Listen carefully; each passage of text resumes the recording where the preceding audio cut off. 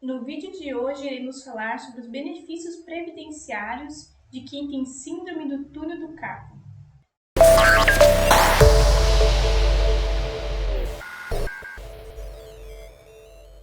A síndrome do túnel do carpo é muito comum e pode afetar uma ou ambas as mãos e pulsos. Os principais sintomas são dormência, formigamento e dores nos dedos e nas mãos. Inclusive, a dor e queimação ou formigamento pode acontecer até no antebraço. Com a progressão da doença, pode acontecer também fraqueza e atrofia dos membros. Como consequência, a síndrome pode acarretar limitação e incapacidade para o trabalho, gerando inclusive direito aos benefícios por incapacidade. É recorrente os casos de síndrome do túnel do carpo relacionado ao trabalho, principalmente nos trabalhos repetitivos. Por isso, se a síndrome do túnel do carpo for decorrente da atividade laboral, pode ser considerada doença do trabalho. Os benefícios previdenciários por incapacidade que as pessoas com síndrome do túnel do carpo podem ter direito são a aposentadoria por incapacidade permanente, o auxílio por incapacidade temporária e até mesmo o auxílio acidente. O benefício por incapacidade permanente, antigamente chamado de aposentadoria por invalidez, é destinado aos trabalhadores que se encontram incapazes de forma total e permanente para o trabalho. Isso quer dizer que o trabalhador não pode trabalhar mais em nenhuma atividade e não pode ser reabilitado para outra função. Está incapaz definitivamente. Para receber o benefício por incapacidade permanente, o segurado precisa cumprir alguns requisitos, sendo eles: o segurado precisa cumprir uma carência mínima de 12 meses, ou seja, pagar o INSS pelo menos um ano. Mas aqui cabe uma atenção: se a doença for em decorrência do trabalho, a carência mínima é dispensada para os trabalhadores.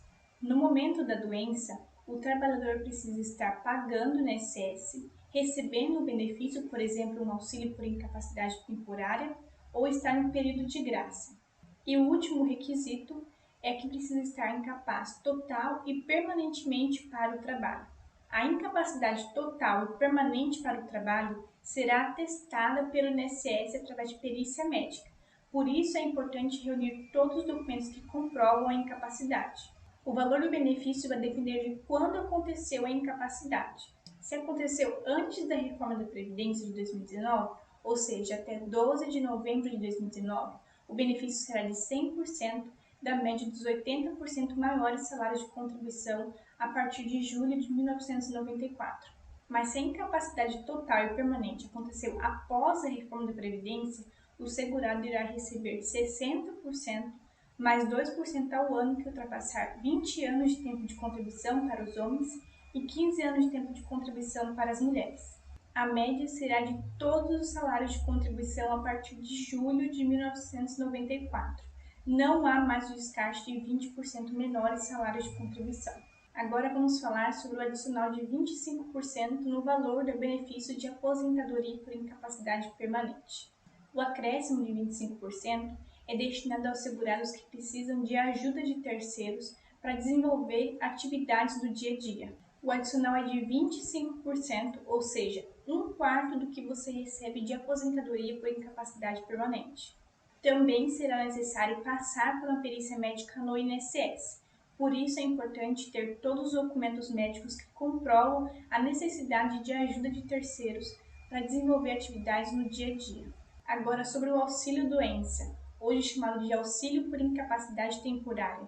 Esse benefício é destinado às pessoas que têm a síndrome do túnel do carpo, mas a incapacidade não é permanente, e sim temporária.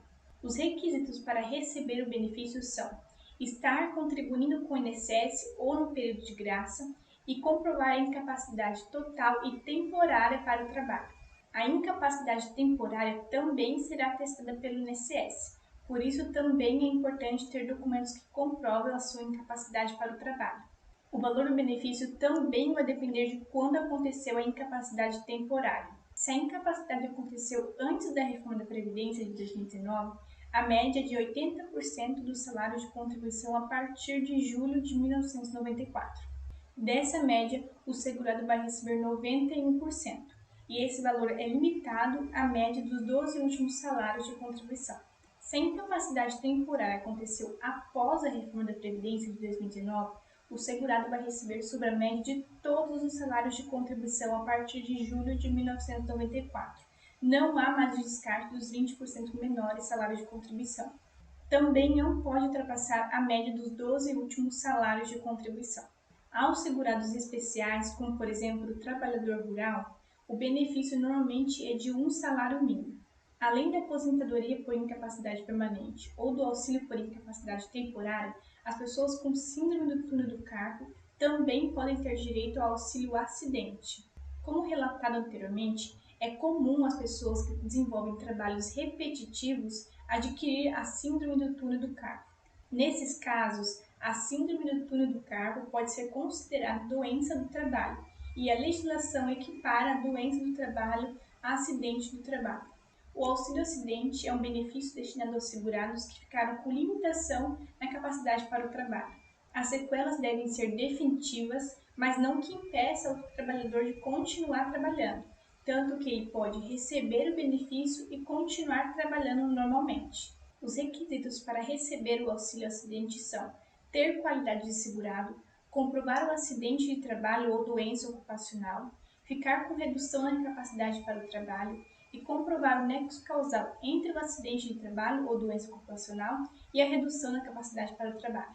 No auxílio-acidente, o segurado não precisa comprovar a carência mínima, visto que se trata de um acidente de trabalho ou doença ocupacional.